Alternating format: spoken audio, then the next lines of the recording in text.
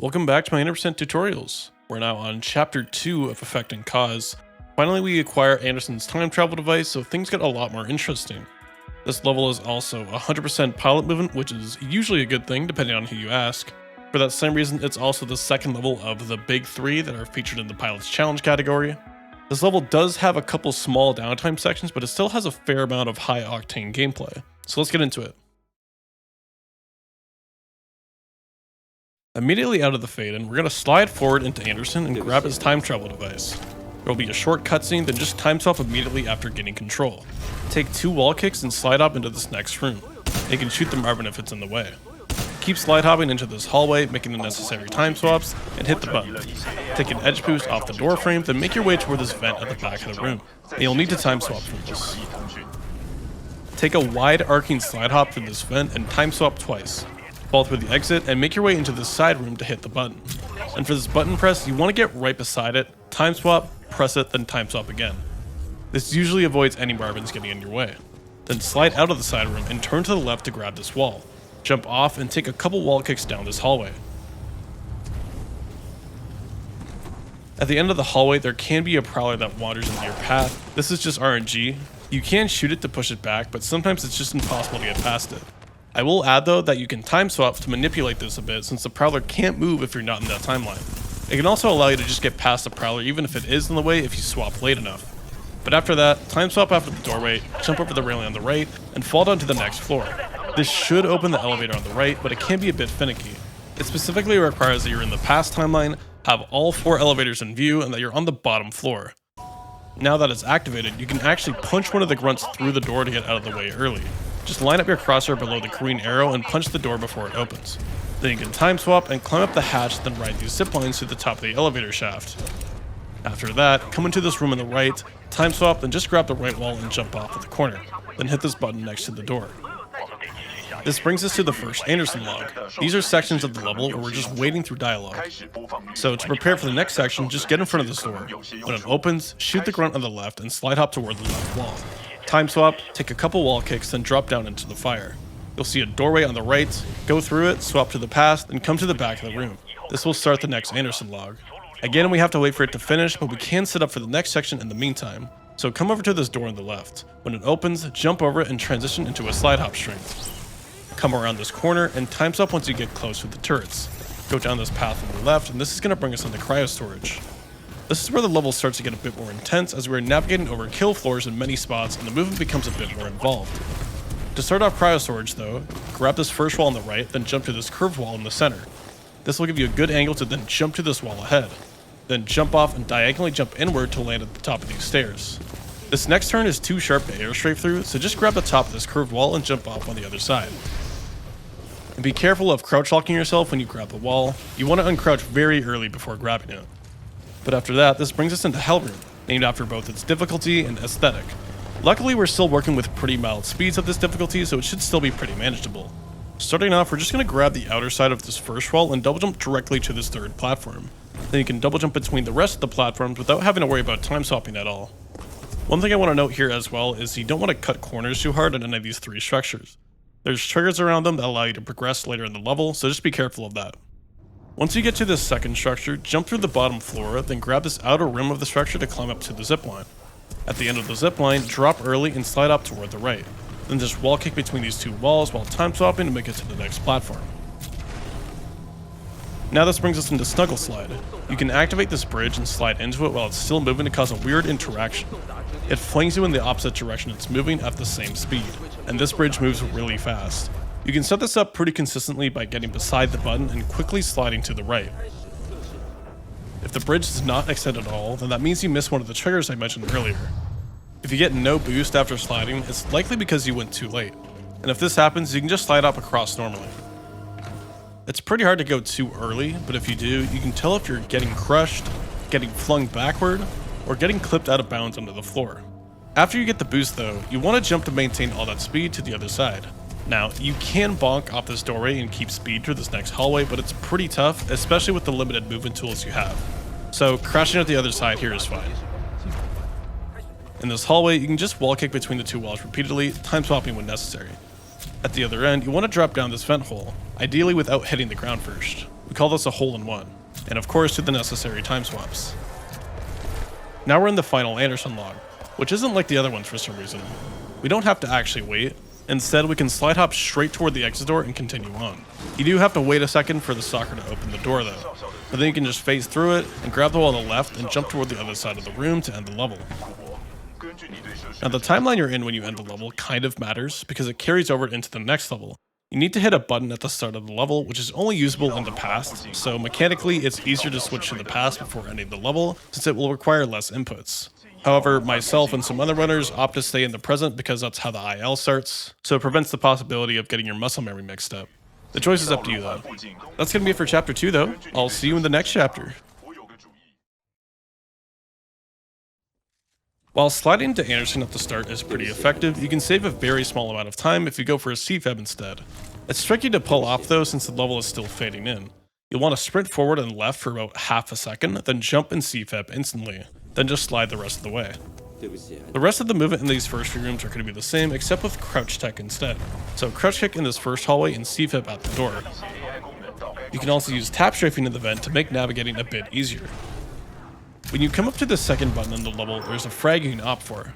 For the setup, pull the frag as soon as you swap back to the present. Then sprint out of the room and wall run the wall behind and to the left as usual. CFEB off and throw the frag down around this small bush. You can then carry the speed across the hallway. And with the extra speed now, you'll need a tap straight after the doorway to fall down to the elevator room quickly. As for the elevator segment, the movement can be cleaned up a little bit here. First off, when climbing through the hatch, you want to wall jump up instead of mantling. You can do this by just looking sideways as you collide with the edge of it. Now instead of riding the zipline, it's going to be slightly faster to crouch kick repeatedly toward the second zipline. Then in this next hallway you can go for a CFEB and a tap shift afterward to get to the button faster. Now for the Anderson 1 log, you can build up a bit of Prespeed before the door opens. To set this up, stand at the back of the room next to this rock wall. We're going to CFEB off the wall at a certain time. There's two different cues for this, an auditory version and a visual one. For the audio cue, you can listen for the high-pitched ambient noise which sounds like this.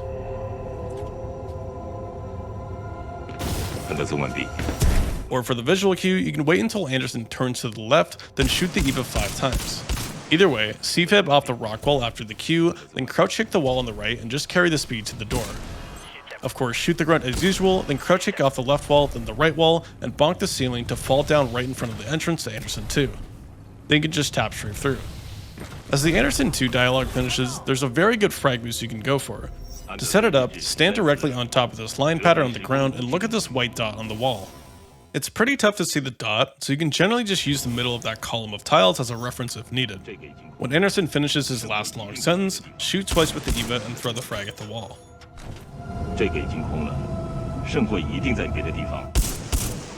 When the frag hits the floor, slide forward and wall run.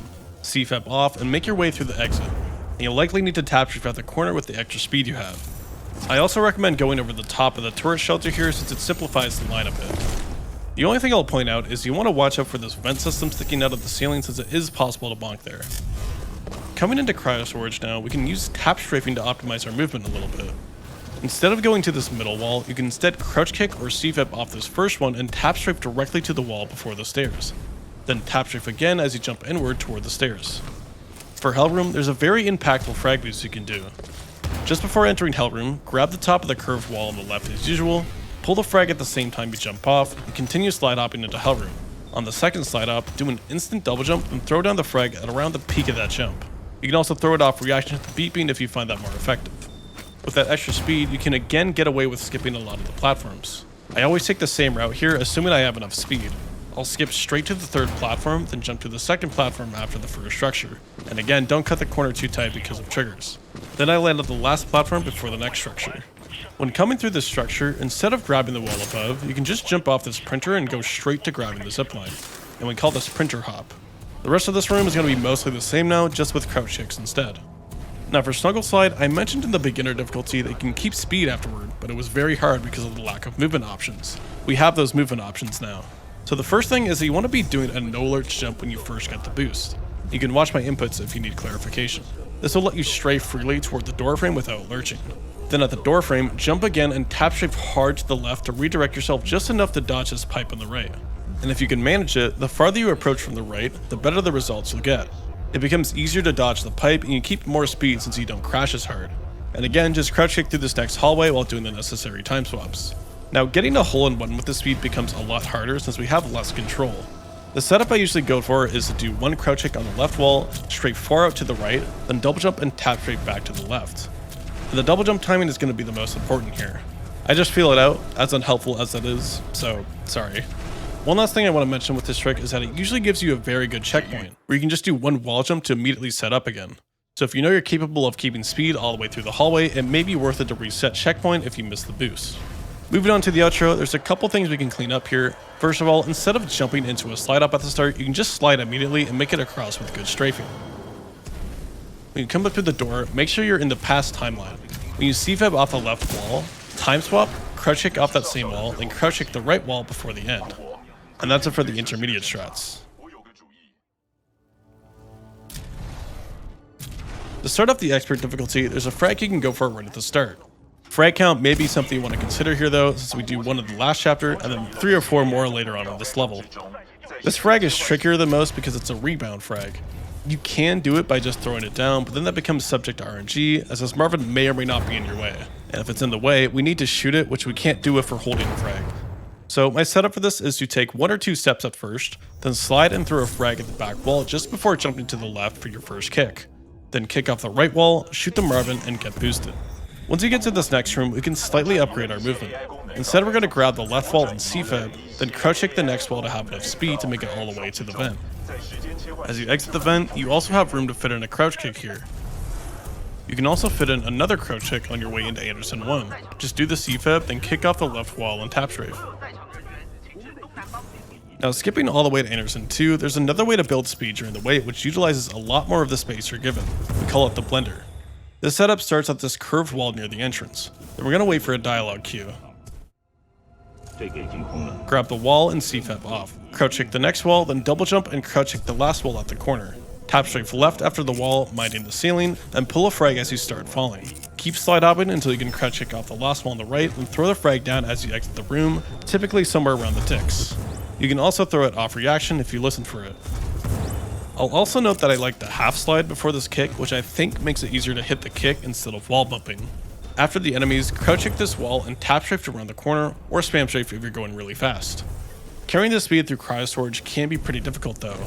With this speed, I usually opt for a spam strafe off this first wall and proceed how I normally would. Coming into Hellroom, things are only going to get harder now as we go for Hellroom Zipless, which is a segment of precise movement that manages to skip grabbing the zipline. Starting off, you'll want to do the frag boost here that I covered in the intermediate strats. Jump to the third platform as usual, then the second one after the first structure. Now here comes the hard part. We're going to pull another frag just before landing on this platform, then double jump up to this glass pane and bunny hop off it to get enough height to land on top of the next structure. You can also make this with a slide hop, but it's very tight.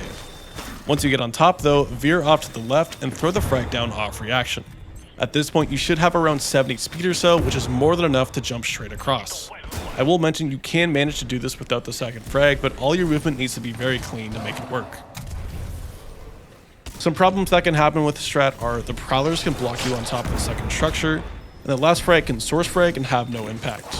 Unfortunately, there's no great way to avoid either of these problems, so in either case, you'll just have to ride the zipline down.